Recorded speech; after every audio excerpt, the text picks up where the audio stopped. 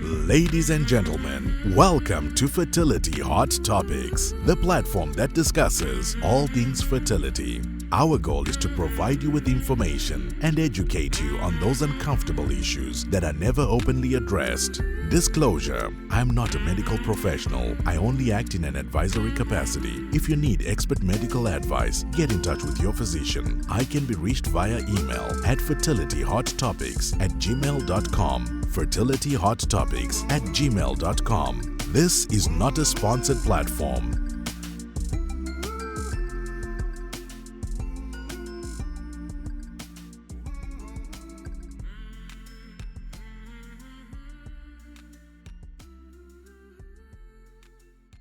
Hello, family, friends, brothers and sisters. Hoping you've had a wonderful work week. Welcome back to Fertility Hot Topics, Episode 2B, Genetic Carrier Screening. We're going to have a quick recap of what we discussed during Episode 2A. So we spoke about genetic carrier screening. What is it? We spoke about who needs to get it. We spoke about when you should get it done. A, just after pregnancy, or B, before you get pregnant. Answers to these questions and more can be found in Episode 2A. So if you didn't catch that, please watch Episode 2A. Ladies and gentlemen, we'll start off this episode with our trivia question. It's time for our trivia question. This is a two-part question. Half our genes come from the female egg cell, and the other half come from the male sperm cell. A, how many genetic traits are in the female egg cell? And B, how many are contained in the male sperm cell? If your answer for A is 23 and B, 23, give yourself a round of applause. We inherit a total of 46 gene traits contained in chromosomes from our parents, half from the female egg cell and half from the male sperm cell. Ladies and gentlemen, we're gonna end this episode by talking about the importance of this test, the genetic carrier screening test, or known by LabCorp as the Inherit Test 500+. I'm going to just talk to you about who needs this test. This test is very, very important. So, young adults, anyone in a serious relationship, if you're in a sexual relationship with a chance that you may get pregnant, or if you are planning on getting pregnant, get this test done. Speak with your physician more about it. And after you've gotten this test done, talk to a qualified genetic counselor. They will normally they won't charge you anything for the consultation to discuss your results. And also keep in mind that some of these genetic traits only appear after a certain age. So everything might seem to be normal initially,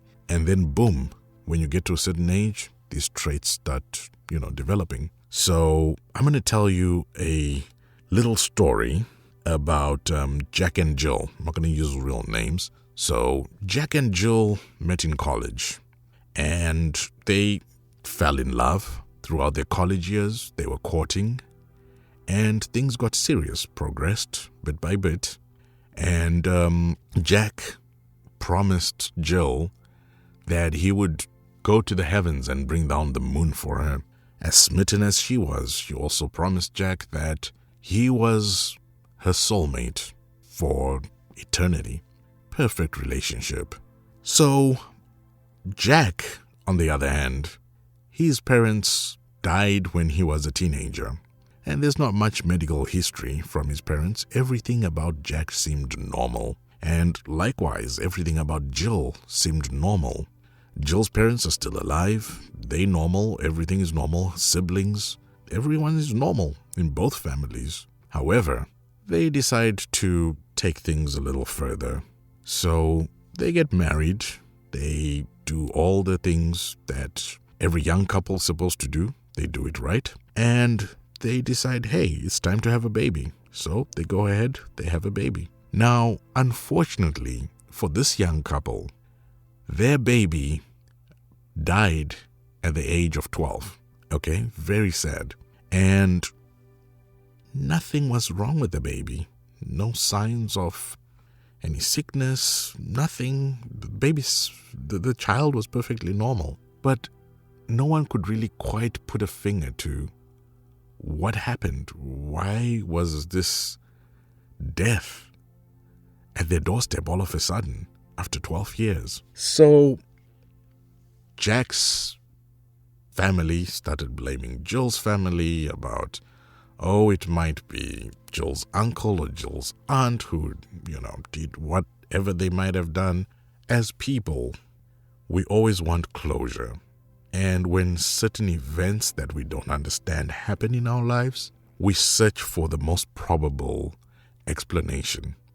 What all this boiled down to was the child that Jack and Jill had a genetic trait that only manifested at a certain age. And they didn't know that. It was an unfortunate situation.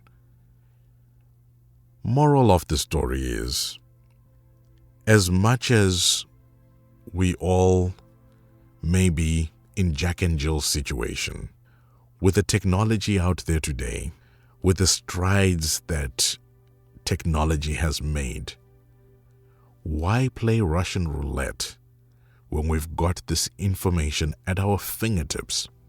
Let's spread this information about the genetic carrier screening test. Let's share it with everyone. Friends, family, siblings. Let's share it. I've got kids too. I educate them about these things. I've got a teenage daughter. Well, not a teenage daughter. She's in her 20s. But I educate her about these things. I tell her, you know what? As much as someone tells you and as much as they appear to be normal, these are the things that could happen. And this is what you would want to discuss with your partner and get it done. This test will cost you south of $500. So it's not that expensive for both male and female getting tested at the same time. Okay? So that's how important this test is. I cannot stress it enough. Yeah, let's spread this information around. It's so important. It's so vital. Again, speak to your physician about it. If you're doing your research, do your research from reliable sources. There's a lot of information out there that's misleading. Ladies and gentlemen, thank you so much for spending time with me on this episode of Genetic Carrier Screening. Join me in episode 3. Episode 3 is going to be an interesting one. We're going to talk about how to select a fertility clinic. So we're going to address things like, what are your referral sources? Where do you get information about fertility practices? You can get a referral from your primary care physician, number 1. Number 2, you can do an online research or social media. Number 3, you could get a referral from a friend or family member. Number 4, you could get a referral from print media, which is magazines or news articles. I'm going to also talk to you about what questions to ask when you first call the clinic. I'm also going to talk to you about not playing a tug of war with your clinic. Work with your clinic, not against them. And be nice to your clinic, your doctor, their supporting staff. Their goal is not to work against you. You've got a goal you want to achieve. They're there to support you to get to that goal. It's a win-win situation when you get what you want. The practice is happy to see you succeed. We'll talk about all that in episode 3. And episode 4, we'll be talking about another interesting one, insurance and self-pay. What questions to ask regarding the cost of your treatment? What questions to ask regarding your insurance? So I know that's an important one because everyone wants to know if the insurance will cover, what they're going to look at in terms of paying out of pocket. So every fertility clinic is going to be different, but we'll delve into all that. Join me for episode 3. We're working on that one and it should be coming out shortly. Otherwise, thank you for being patient with me. Thank you for taking your time to be with me. Have a blessed, wonderful work week. Take care for now. Goodbye. We appreciate you spending time with us. Join us on our next episode. Please remember to like, subscribe, and share this channel. Fertility is now global, and technology keeps making strides. Let's keep this information moving. Till next time, take care.